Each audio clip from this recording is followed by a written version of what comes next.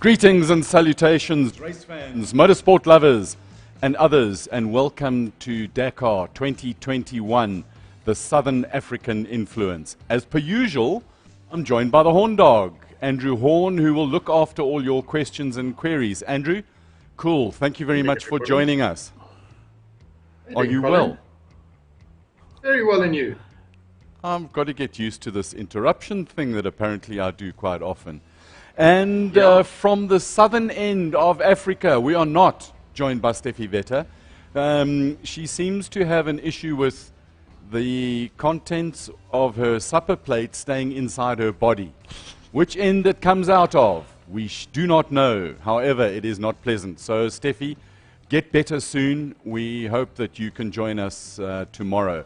We do know that she was up until very early o'clock this morning, and we'll tell you why. I'm joined in studio by Mike Lawrenson, a finisher of 1.5 Dakars. The half a Dakar story is why Mike is here, because you contacted me last night and you said, you know what that pain feels like. Colin, not finishing. Don't just... We'll talk about it. Good. Mike It's knows painful. the pain of not finishing a Dakar. Yeah, It's horrible. it's terrible. You gear up for this thing for months on end, and it's over in a second. And then, when you come back to South Africa, people are saying, people are waiting for you at the airport and saying, "Oh, well done. We didn't do well. We came back here with our tails between our legs, our heads bowed down, crying because we didn't finish the Dakar." And it's a huge thing. We were so green, and we had no idea what was going on at this first Dakar that we were at. Let's pick that story up a little bit later. Cool. It gives you a little bit of a hint, and you must see Fritz will zoom in and see these eyes just now. Before we go into the news of today, I want to go back to yesterday. And very sadly, the first person to win Dakar on a bike and a car, Hubert Oriel, passed away yesterday after battling an illness. Right? We've got two pictures of Hubert there. He was a pioneer and a man of vision, and without him, we would not have the Dakar that we have today.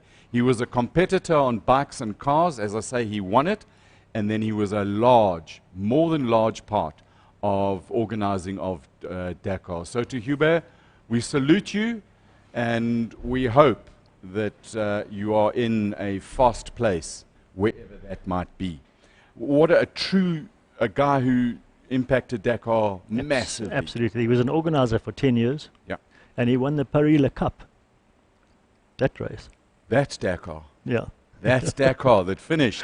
Yeah. Instead of the Red Beach, they finish it. If they do it again, they'll call it Paris to half a mountain, O-Town. Right, today. Firstly, we're going to start with James Alexander's update. It was a marathon stage, the second half of the marathon stage, and yesterday he came in super, super late. He was absolutely wrecked, drove in the dark, and yeah, we take our hats off to James, who actually made it in around about 21:48. He was at the end of the stage. He was crashed. He fell, damaged his hands on rocks, and the voice clip said that he battled with his hands. They were really, really sore. And Tony on a quad. We haven't been able to get more information, but we are going to find Tony on the quad and thank him that escorted James into the bivouac. Going back again last night after the show, we all went home and sat next to our laptops and phones and all the different messaging services, waiting for news of Brian Baragwanath and Tay Perry. They broke a link on the back suspension of the car, and we'll get to that shortly. But they were limping back into towards to the end of the stage. And finally, it's almost like Celine Dion. They'd been driving all night. And at 23:35, they finally got to the end of the stage. I'm told that we do have the video of James. I'm so sorry, Fritz, I wasn't paying attention to the production notes. So, Fritzy, play that video of James Alexander from last night. Hi guys, sorry I've been a bit offline. Yeah, yesterday was an experience in non-stop pain and suffering every second of the day.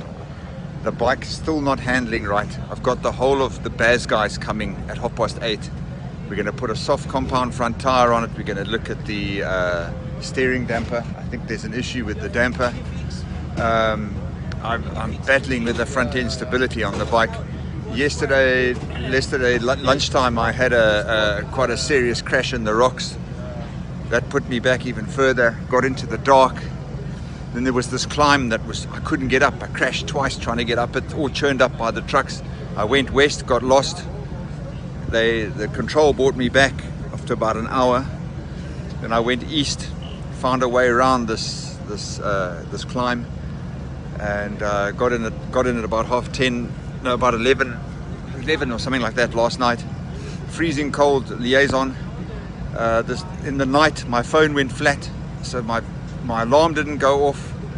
So one of the officials fortunately knew where I was, woke me up. I got to the start half an hour late, but I was just within. I would have been time barred out of the start.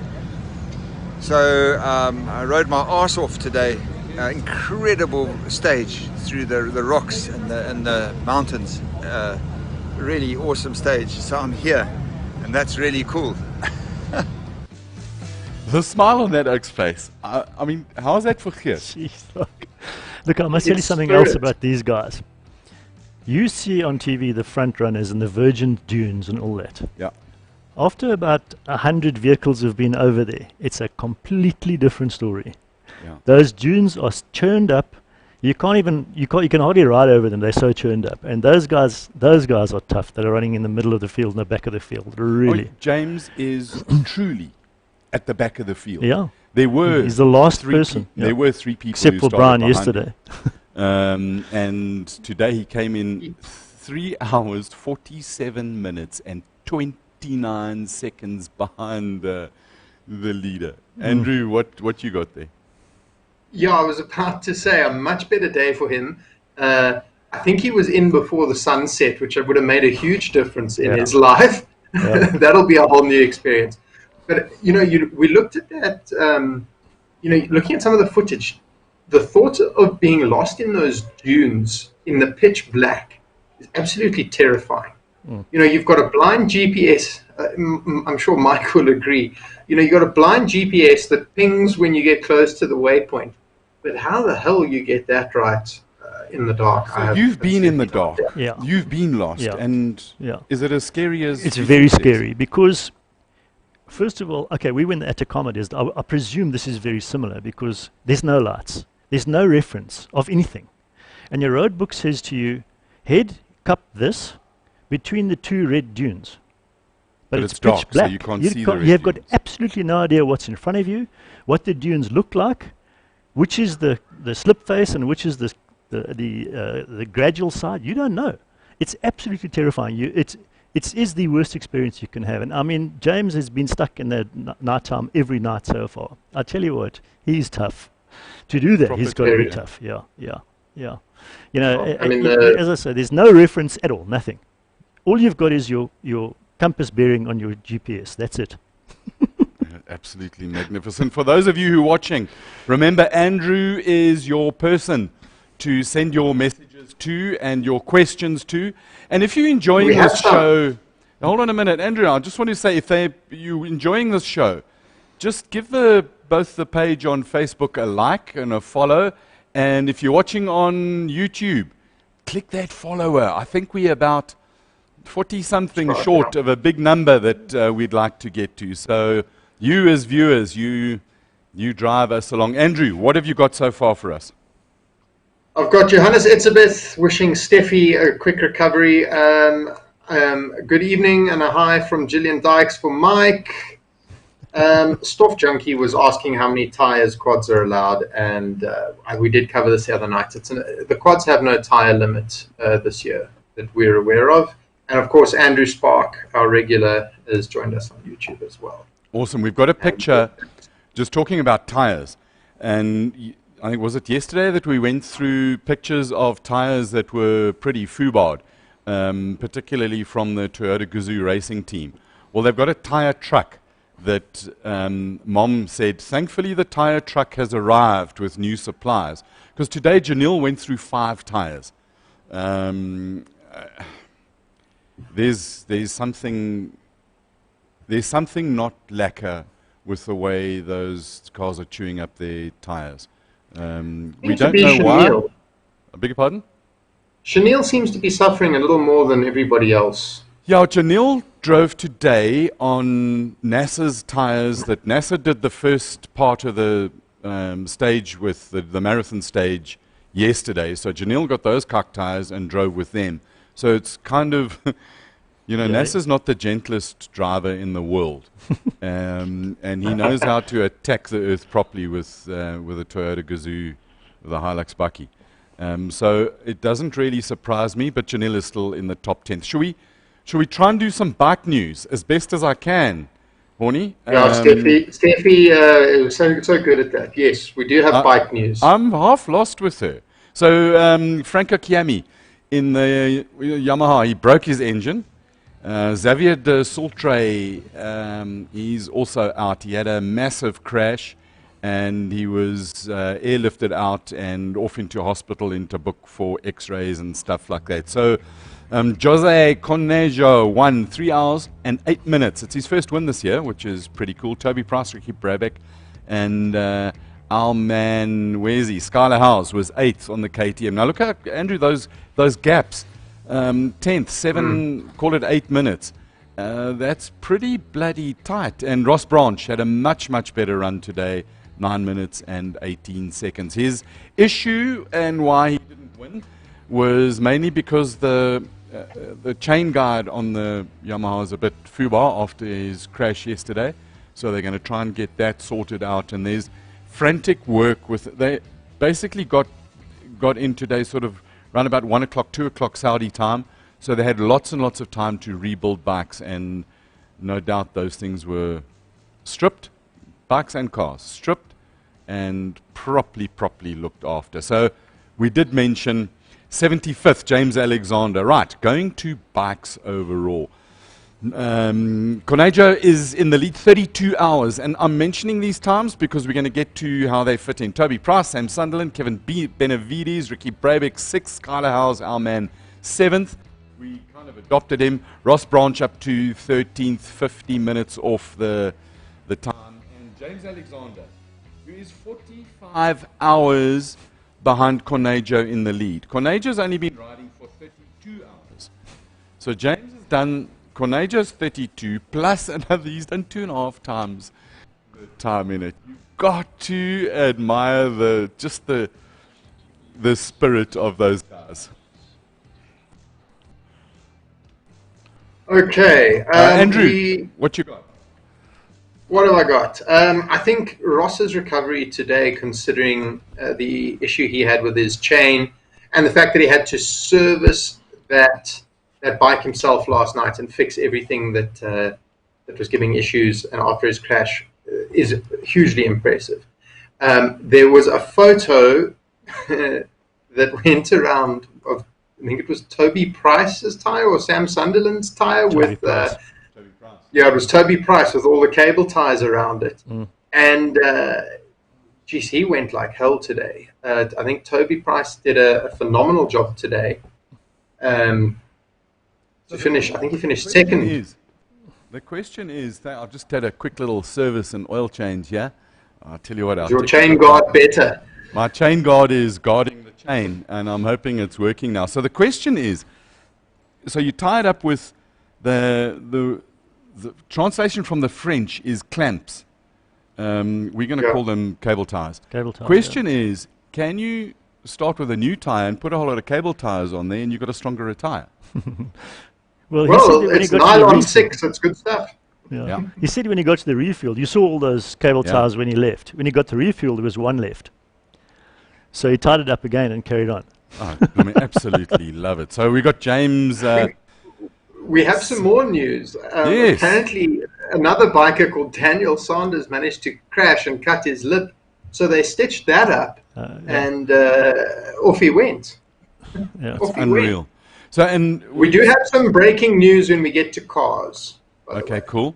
But let's go with Ross Branch, who is 13th in the overall.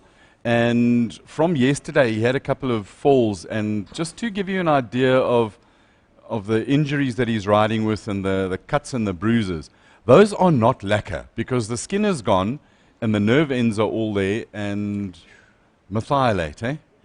That must have burned Burns like hell. hell. But Ross is a tough boy. He can actually handle it.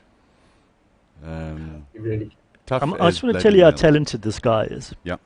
Ross did his first navigation race, 2018 Kalahari Rally. That was his first navigation rally. 2018, that's 2 years ago. Yeah. 3 Two, years 3 ago. years ago, yeah. Two Just and a under half three- years ago. Yeah. Unreal. That guy is so talented. I tell you, he's going to win the Dakar. One day he will. He will. He's going to win the Without a Dakar. doubt, Yeah. Absolutely. Yeah. And yeah. that Kalahari Rally, just for those, it's not part of the South African Cross Country Series, and it should be. Yeah. It really, really should be. I'm making an appeal. Anybody Lars who Roberts knows is watching. anybody who knows anybody on the SACS Executive Council or whatever the things, the main, like, the Command Council of the SACS thing, if somebody knows somebody about them, get the two of them to sit together and include it, because the Kalahari Rally follows it's a point to point. It's not an out and back sprint race. So it's a stage race, and it uses very, very similar navigation It's actually more difficult. to Dakar. It's more difficult than Dakar navigation. Promise you. So we need to talk to. If you can put us into touch with somebody at SACS, we'll get them on here and have a talk to them. Right, let's go to some car news. I suppose the big news because we unashamedly South African and following the Century team were doing so well. And then the story with Brian Baragwanath is they murdered a rock yesterday and it broke some of the back suspension. So Fritz has got a video that explains the link and the little part. So if you look on the bottom right-hand corner, you'll see that there's some places where bolts go and all the rest of it. They broke that link. Last night, they worked through the night. They arrived there at very, very late o'clock. And there's 2 bolts that go in there, but the wishbone is bent, so they only got 1 in there, so it's about 70%. Roll that video, Fritzy. So, this blade broke off right there. And this keeps this hole upright, up with the wheel facing upwards. CV's going in, so if this falls out, the whole bottom wheel pushes out like this. So that rod just snapped off right there. Wasn't much they could do. Luckily, we got the new one in. We'll set wheel alignments and everything tonight, and then it's good to go. So that's just a summary of what broke, and I think it's kind of interesting to see the bits and pieces, the dirty end of the car, so that we can see what broke. So that just to give the viewers and you guys who've joined us a better idea of what goes wrong on the car. Then Marcello, he rolled at kilometer 157, and we've got a crashed, it's a yellow one, Fritzy. Show us these pictures here. So this thing, when he came in, it's looking very, very second-hand. This is a CR6 without bits and pieces. Hasn't got a roll windscreen, and then it wouldn't start. And it was turning over, but the thing just wouldn't start at all. And the reason it wouldn't start is on the bottom corner of the A-pillar, you'll see there's a little switch. And that little switch is the master kill switch.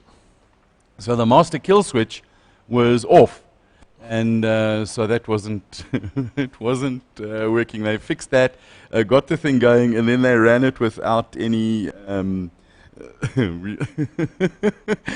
Sorry, there's a whole lot of stuff just happening at the moment behind the scenes. So they ran it without a windscreen, and they got to the end. The radiator wasn't holding its water, so they also had to fix that, and then wait for another radiator, and there was all sorts of drama. So that definitely will not buff out. Andrew, what have you got? just on this very topic of crashed cars, and maybe Mike can help me answer this one. If a car is crashed or you've got a teammate in the stage, are you allowed to swap, common parts from, say, a car that's not doing well or a car that has been crashed? Are you allowed to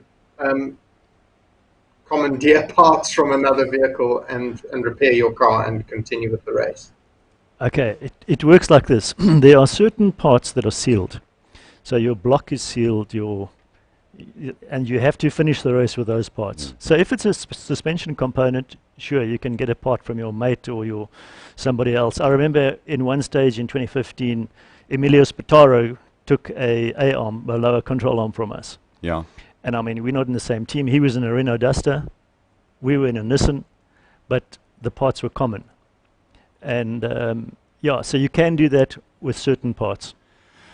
Essentially, I mean, that was part of the way that Dakar used to work in the past, is that you'd have a chase car, and if the guy got to you, you could just use... It still works like that. Yeah.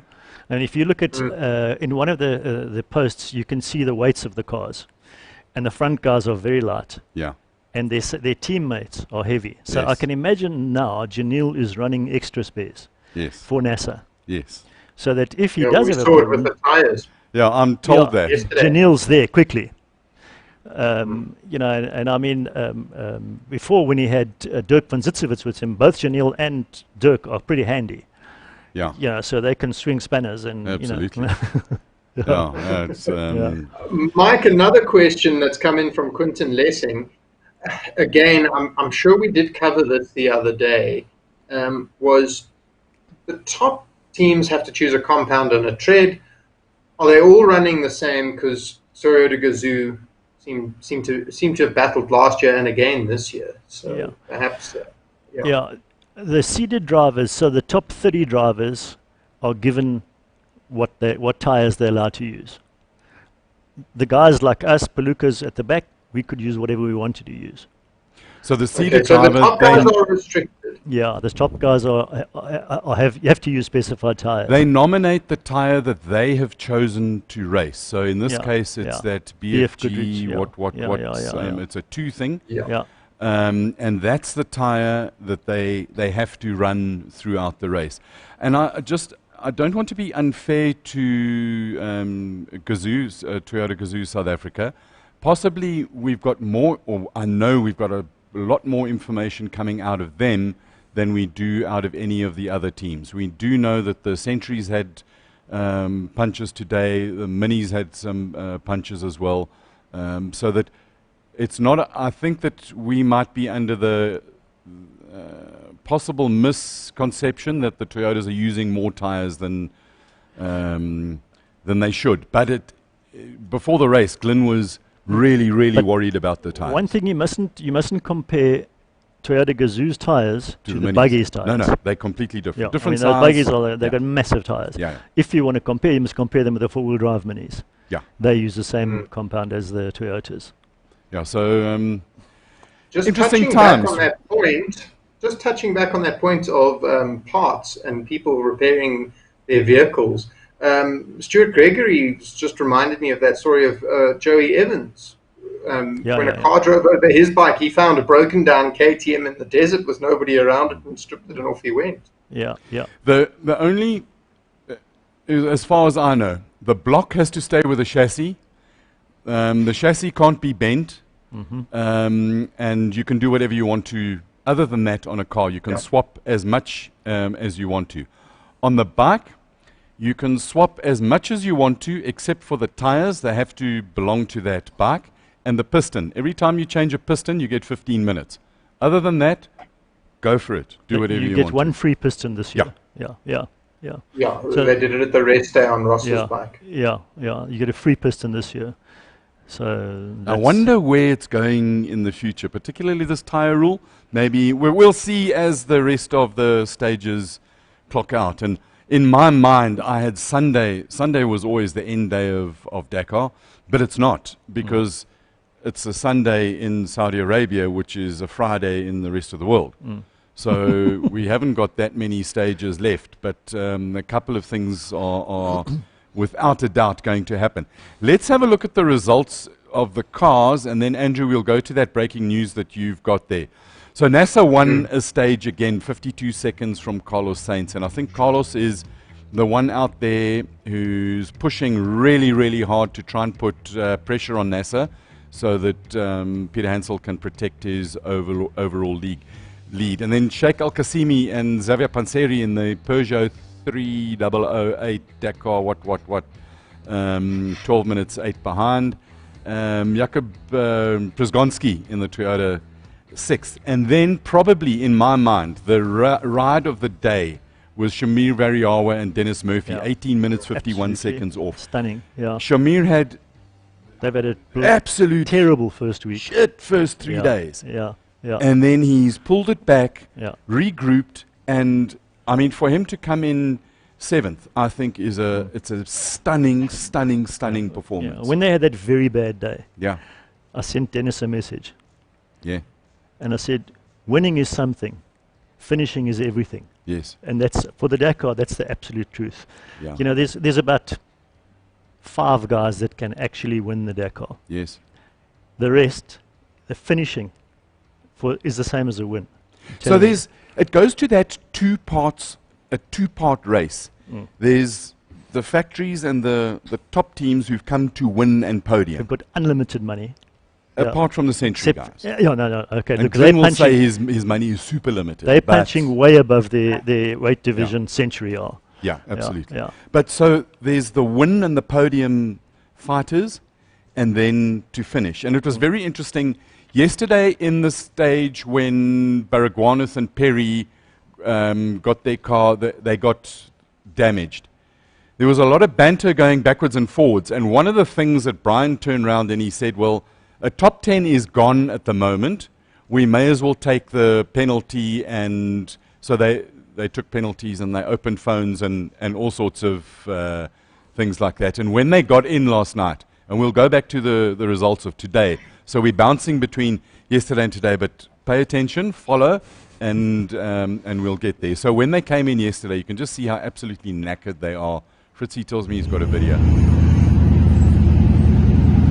This is when they came in today. So this is at the end of the second part of the marathon. They've just come in here. Now just have a look at these guys when he opens the door.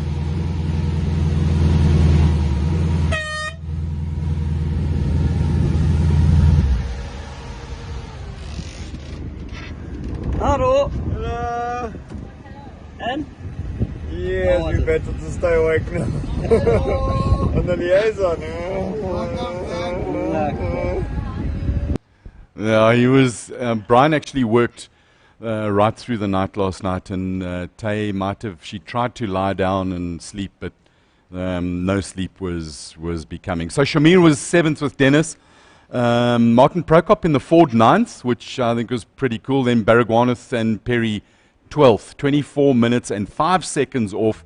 Nani Roma, I think, can you see Nani? Yeah, he's there. Nani Roma in 11th position, 24 minutes and 2 seconds. So they were 3 seconds behind. And it's those kind of things. And you ever ask yourself, oh, well, if only we just pushed a little bit there and we shouldn't have done. It's difficult to push in the Dakar, you know.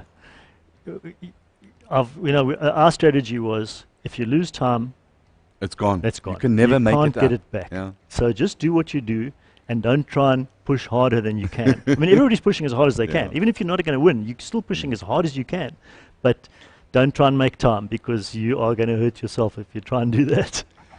Yeah, so we've seen 51st position was Yasser Syed, and we've seen his car, and then Matthew Serradori, Fabian Lurken in 24th. Janil and Alex Haru came in 30 minutes behind in 19th position. But well, they had a problem right in the last section. After the last passage control, they had five flats. Yeah, they ran out of tires. Yeah, right in that last little section. They had to wait for somebody else. Yeah, please come and donate tires. And in a magnificent feat of electrical engineering, your computer died. I've just died my computer. So you were talking to us, Andrew Horn, about some breaking news. What was that breaking news that you had? Well, Mr. Sebastian Loeb has exited the rally. That was at 8 minutes past 7 from Brink Heinemann. It sounds like his crew repaired the car, but let's call a spade a spade. He threw a tantrum, packed his stuff, and left. He wasn't interested in carrying on so far down. Yeah, I think also too many punctures, worried about validating waypoints, that sort of thing. But yeah, essentially, he's and Daniel Eleanor is not the most patient with super tricky navigation and all the rest of it. And we saw last year him have a little stomp temper tantrum. But you know what? Look, Sebi Loeb is one of the finest rally drivers ever in the history of the world. Remember your password. Is the password 1234 reasonable? Yes, and sounds safe, especially now that you've said it on air. You can understand how frustrated he is. I mean, ProDrive brought an unlimited budget car, and with expectations of they secretly thought that they could finish in the top 10. Nani Roma, who's kind of calm and a little bit more laid back and chilled, who did drive for Toyota a while ago, he'll do very well in that thing, I think. Yeah, Colin, we've got a couple of comments coming in with regard to the tyres. Yes, please help us with that, Andrew.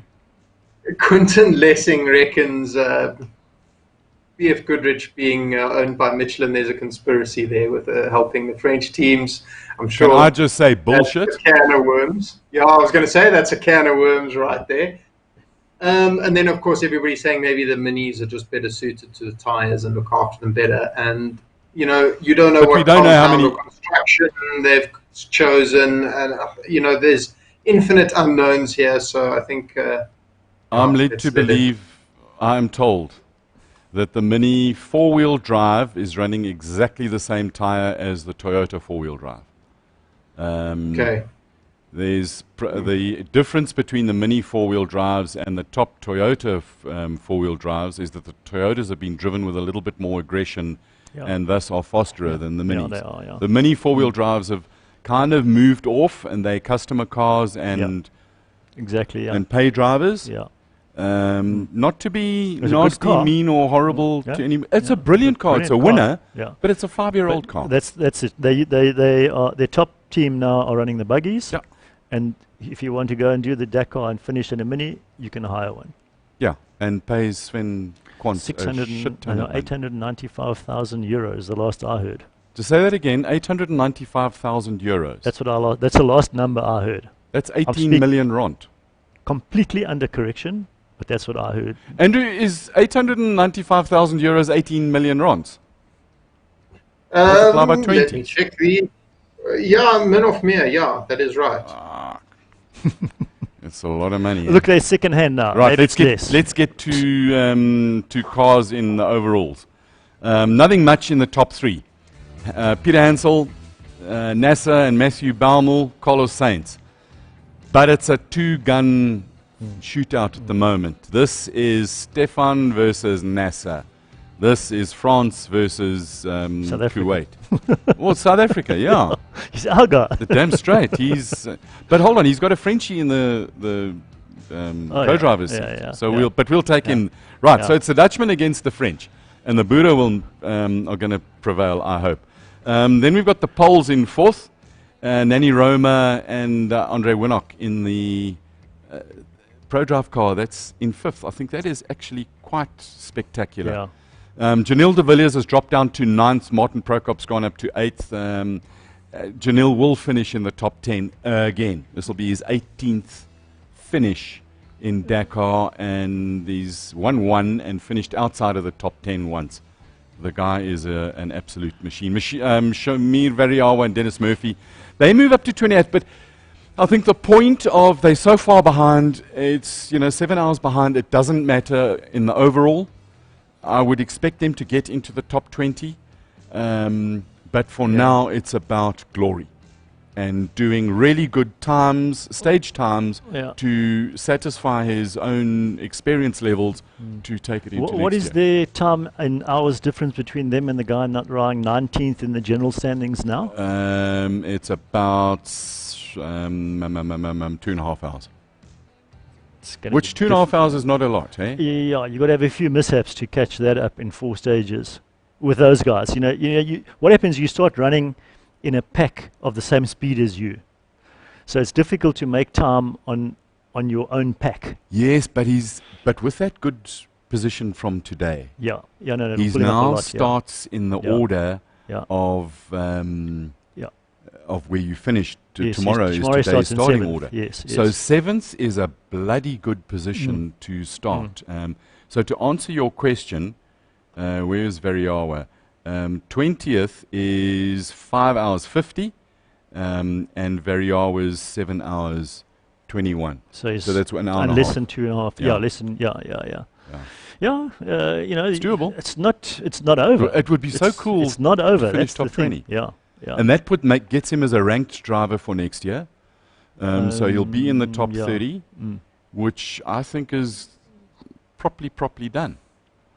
And then position 37th is Brian Baragwanath and Tay Perry, 12 hours and 2 minutes behind.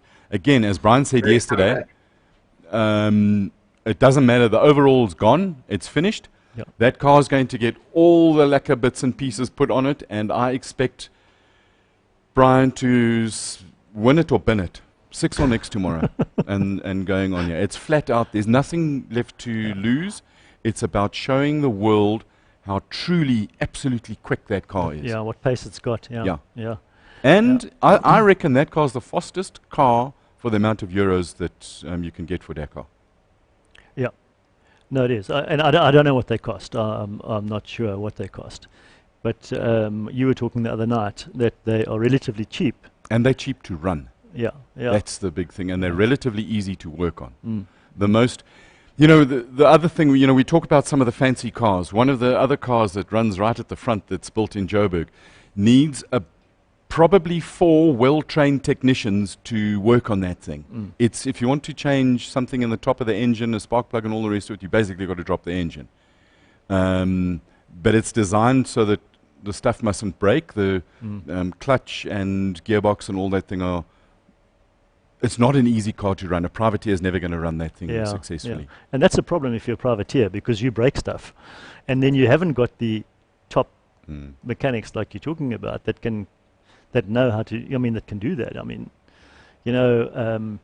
And that's one of the tricks, the secrets of the Dakar, is to have a modular kind of car that you can take a piece off and bolt a new piece on in a short amount of time. Duncan Thursby can change a gearbox in about 90 minutes. And that's not a light gearbox. Let's take out... But that's Duncan Thursby, Yeah, who's like a legend, an absolute frickin' legend. Oh, just a note. As we come down, our production department have been so kind to do notes. One of the other things that yesterday from Brian Baragwanath, and I have to read you this because it's quite spectacular. So this is a quote directly from Brian. So just when I thought yesterday was so bad, I got out of the car in the dark at the D-control in halfway and stood in somebody's turd. Shame. It's when you know it is not your day. Yeah. And It's a cuck day. human poo is not the nicest thing in the absolute world. We need to go to the lightweights and the T4s and all that, and Chaleco Lopez and one Pablo Latrach. They won, and the reason that's one of the South Racing cars that also a Joburg Bornish, and Chaleco has now gone up to second. He was leading, then he had Deus Horribilis. So Austin Jones and Gustavo Gugelman are still leading, but Chaleco is 19 minutes and 51 seconds behind. And just when you thought that we've got true Alzheimer's and we've forgotten completely about the trucks, the challenge for me is to tell you who the leaders of the trucks are. And I shall now attempt this. They are driving Kamaz, Kamaz, Kamaz. yes. But now, Kamaz. Kamaz. That's yeah, it. so it's Kamaz. The Russians are winning it. But the crew is Dmitry Sotnikov, and then Russian Akhmadiv and Ilgiz Akhmetzianinov in the Kamaz. So I think I got that quite well, and the Russians quite won't come and nail me. And if you look at their time, 32 hours and 18 seconds they've raced. And this is, I think, the first Dakar for just about forever, since Africa, where all 4 categories have ridden the same route. Have they? Ridden Yes, exactly so the they've same gone route? exactly the same route. Yeah, yeah. And so his time of 32 hours and 18 seconds would put him 6th in the car race. 6th overall in the car race. So he would be ahead of Nanny Rome. I mean, ahead of the Mini of Vladimir Vasiliev. I'll tell you something. Their trucks are also limited to 140 k's an hour. Yeah. So he can't go over 140 k's an hour at all. Yeah, but ever. he's got 19,000 horsepower. I know, and only they can just go up the 1,000, hill. 19,000 of those talks. Yes. Yeah. And it's just straight up and up the hill. Well, if you see how they go through the dunes, it's absolutely phenomenal. They are machines. They're unbelievable. And if you look at the technology in those things, yes. The first time I stood next to one of them idling in the Bivouac, I just... Yeah. So they... And the rule is you've got to have 3 guys in the car. So Yeah. you've got a driver, a navigator, and a mechanic. Yeah. The riding mechanic. Yeah. And I'll get some pictures of the suspension that this cab sits on. And the cab has the shock absorbers that a bucky runs on, just for the cab. It's got proper springs, and it is, They have air cushioning in the seats as well. Yeah. Yeah. But you also only allowed, the seat can only move 40 millimeters, because if your body moves too far down, your seat belts come too loose. So you can't have too much cushioning in the seat, but they do have, the whole seat has also got to be mounted solid from a safety point of view, FIA, what rules and stuff. So you just take the whole cab and make the cab move. Look, those things are, it's not like Listen to this. Yeah. This was Stuart did this. Yeah, that's courtesy of Stuart. yeah. And that thing gave Simon Murray goosebumps, and Really, yeah. he wants to go and race. These one trucks of are not like the trucks that the steering wheel isn't like this, those. No, it's and you haven't got it's like racing you're car. sitting in a racing car. Yeah, it's unbelievable. I mean, I Love sat in Le Praise or somebody a couple of years ago. It's like you're sitting in a racing car. You got a proper racing seat, harness, the whole deal, everything. love it. And Absolutely love it. it's brilliant. So that kind of brings me, Stuart, I mean, Simon, I mean, Andrew, James, Peter, Paul, Horndog. Labashane. Yes, dear. My dear Horndog, what question is the most interesting question that you've got from a reader, listener, viewer today? We have got a cool one that's just come in from Simon Rickett, wanting you to start up Henny's car behind you, which would be very, very cool. Can we do that? Maybe when you end the show. One of them is nodding. One of them is nodding, and the other one is not nodding. I know how to. No, so do I. I know how to. Yeah, yeah. But more importantly, I'll tell you what, you'll have to watch. You'll have to watch, and tomorrow, maybe we'll start it. If there are enough of you have liked the Facebook page and the YouTube page, we'll start this thing. I'll sit and do a sneaky, and we'll rev the shit out of it. It's got a Ford Coyote in it. Andrew Horndog, talk. Yeah, Teddy Weber was asking what sort of prize money is involved with winning the Dakar. Glory.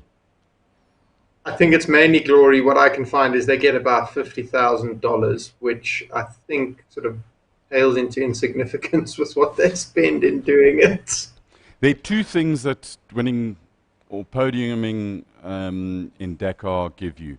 One is an immense level of satisfaction, and then it gives you that the brass, the man, the Arab man, and all the rest of it. What's he called?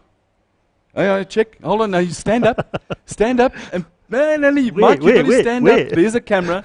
Fritz, and turn the camera onto his calf. That man. Down. There you go. That oak there. Okay, so you get the brass thingy-majiggy of him, and then you get, it's about glory and marketing. The money is insignificant. So, you know what they say, what's it? Pain is temporary, glory lasts forever, and chicks dig scars. Right, so what else you got, Andrew? But you must have, you can talk for days. Garth Roberts has come through saying with the trucks, the tyre forms part of the suspension. Of course, I mean, the tyre forms part of the suspension with the cars as well, you know, and bikes, yeah. On everything. Yeah, absolutely. So, yeah. We don't have an update on James because, Andrew, have you got an Horn Dog? What's your update on James? You do? Okay. So Fritz has got a photo. There's James with Bart from the Bass Racing team. Now, this gets technical. So Bart is not allowed to work on the bike because James is part of the Malimoto crew. So James has to do the work, but Bart can definitely sort of direct him on what to do and give him advice and so forth. So hopefully now, with the right advice and some supervision, James will get that bike absolutely singing and will make his life a whole lot easier tomorrow as well. I just hope he can get it so that he doesn't fall again, because you know the earth hits hard, and James's body is he's not a spring chicken anymore, and we want him to finish. We need him to finish. We've willed him to finish. Yeah, absolutely. The whole of Southern Africa is behind him, so he has to finish. Mark, I just want to go to. Keep an eye on the stuff there that's coming in, Horn Dog, and shout when we get in there. I just want to go to... I'm telling you, there's big pressure to start that car. We've got Francois Pretorius, Andrew Spark. There are hundreds, literally hundreds of people that want you to start that car. Keep your comments coming, and the more you ask, the more chance we've got of doing it. Tomorrow. And you know me. A bottle of brandy, and I'll start anything. Okay, so... Andrew, will you start the poll? How do they call this? It's like donate a buddy?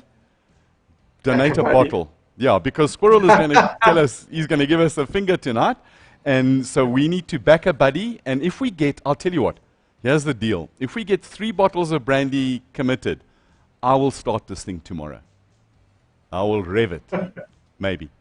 Mark, your racing days are over.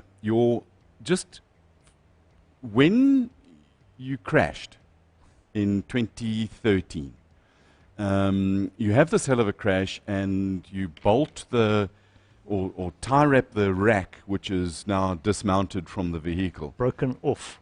Yeah. Yeah. So you put straps on it, and Johan has to do like turns to get it in. You get into the bivouac, and in your minds, it's a simple thing. Let's muck a plum. Yeah. Find some clamps and screw this thing together, and then what happens? Well, we arrived in Kalama, Gillian's favorite place. I believe she loves She loves it. Yeah. It's a lovely place. When the bikes were going out to do the next stage. Okay, so this is early o'clock. It was the sun was coming up. No. This was 5 o'clock, 5:30 in the morning. Okay. So the officials came there. We thought, look, they can weld the thing together, do something, we can carry on. Plan. Yeah, that's the plan. And then the officials come over because we arrived so late. And the last checkpoint we stopped at, where you got your card stamped, the marshal was asleep. This is about 4:30 in the morning. So we arrive at this place, and I get out of the car with my thing, and I'm knocking on his bucky door, and so he says to me, just stamp it yourself, it's out there. So I do that. In any case, we get back to and we think, okay, we'll just weld the thing together quickly, and then we can go, even if we're tired. Because 2 or 3 days prior to that, we did a 42-hour stint in the car. So we thought, we're tough, we can do this. And then the officials came, and they started looking and measuring, and the guy said, no. Cross out your number, you're out. And when he starts, when he says no, No, but it's, we can still do this. We can fix, no, sorry, you're out.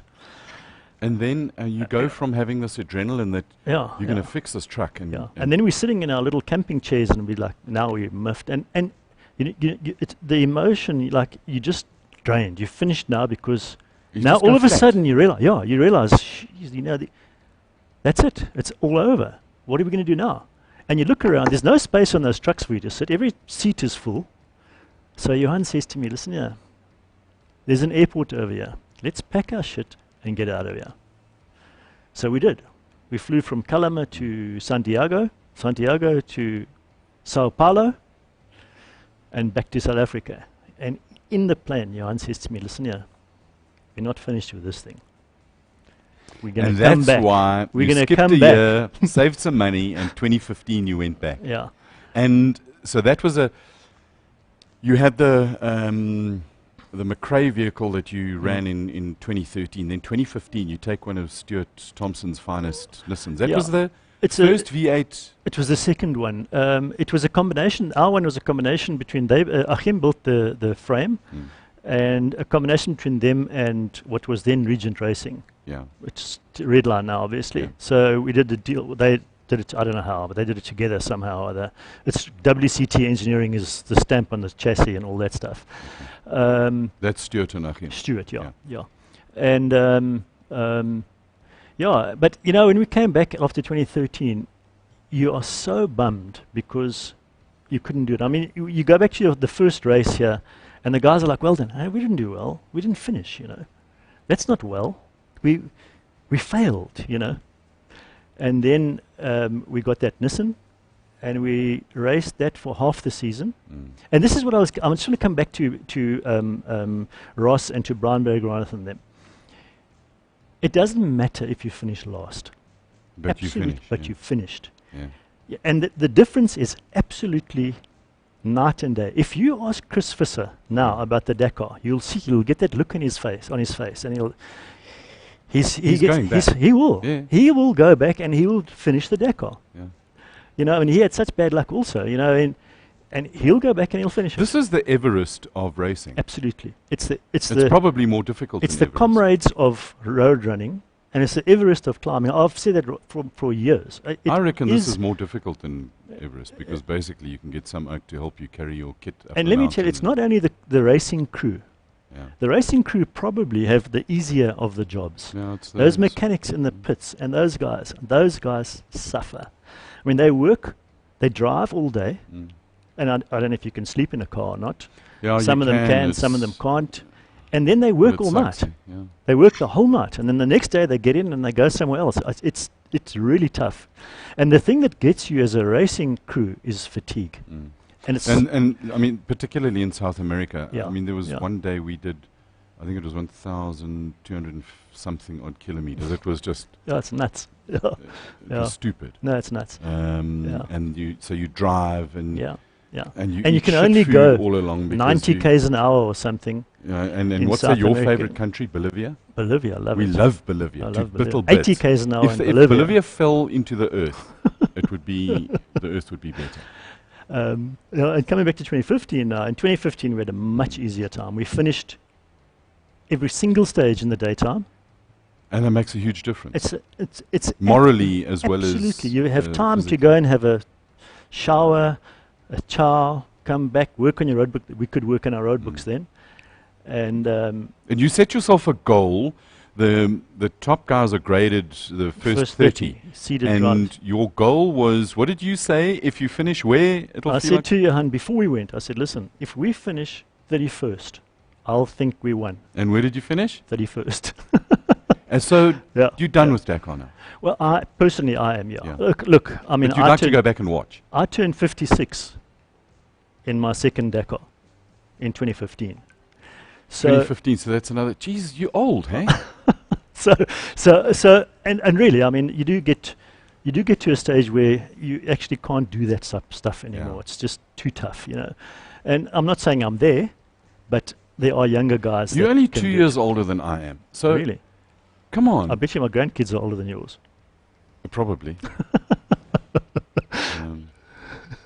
All right. Apparently, So- we need to get going, and I'm just rambling. So just one more thing I want to tell you Yes. about. So the last stage, when we realized we're going to finish this race, Yeah. we were coming to Rosario, and we had to drive a liaison from Rosario to Buenos Aires. About 10 k's from the finish, Johan says to me, "Mike, we're going to make this." He says, "Are you crying?" I said, "Listen, but I've been crying for the last 20 k's." You know, I mean, that is the absolute relief first that you got there. You and then get that camera. There's dust in the air here, hey? no, and I mean that's the emotion, absolutely. And then you get to Buenos Aires, and there's thousands and thousands and thousands of people that just want to touch you, you know, and one photo and one, you know, like, hey, we're just little boys from South Africa, you know. The last minute, I see how much that means to you. No, absolutely. It's one of those things. You know, my brother is a CEO of a company and all this stuff, and he was giving a motivational talk to some of his staff, and he mentioned to them that his brother has finished the Dakar. It's like, what? Serious? You know, like, it's something not a lot of people, and you know, a lot of people finish it, but in the big scheme of things, it's not, percentage-wise, it's not a lot of people of the population that have done it. And one of the guys that was around this table was Mark Deschelain.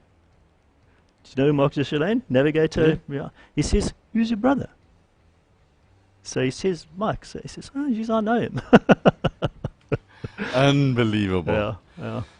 Mark Lawrenson, thank you so much for coming in and sharing. You're welcome. And I've got hours and hours and hours of stories. it's a little bit raw, but I'm so glad you could tell the story again and feel that emotion.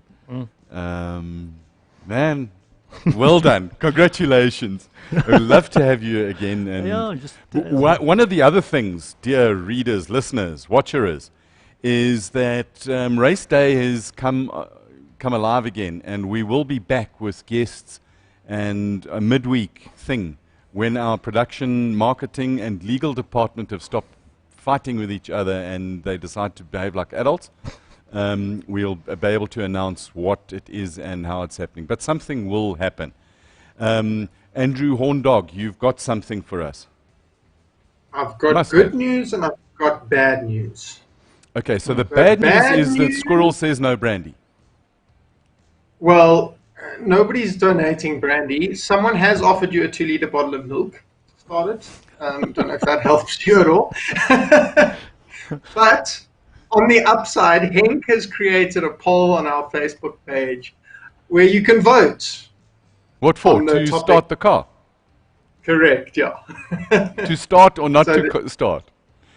Correct. Yes or no is the vote. So I think I know the results already. But anyway.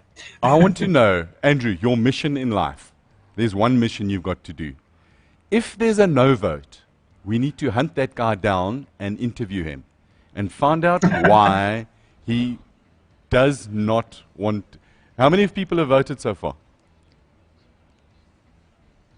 Just so you know, 7 I'm a friend of Henny's. Yeah. Just so you know. And you'd say yes. I'll ask him. No, Henny, we can start it. Just say yes. Right. I got the message. Henny says we can start it. So, okay, and then we've got one. And then we've got one more question from Garth Roberts for Mike, saying, will you come and help Angie with entries at the Kalahari Rally? Have you checked how lucky Garth is? No. You must see Angie. Garth is lucky. Let me tell you, that oak is lucky. Garth sent me a little package of happiness the other day, which was sadly didn't last very long. But that Kalahari Rally is going to be absolutely magnificent. We've got a whole thing here. All right, so the good news is, boys and girls, that's a wrap for today. Mike Lawrenson, thank you very much for coming in. I totally appreciate it. It was lovely being here. Very nice being here. We'd love to have you back at some time. And Andrew Horndog, last comment from you before we get punished. Well, I would like to wrap the show up with a bit of a tribute to, or a Southern African tribute to Hubert Oriel, and that is from Stuart Gregory, who sent us a photo. So there we go. There's our Southern African influence to end the show, and a tribute to Hubert. There we go. And on that note, be well, be fast, and have fun. And remember, be kind to others because you can. Join us tomorrow as Dakar 2021, the Southern African influence continues. Thank you so much for watching. Cheers. Cheers.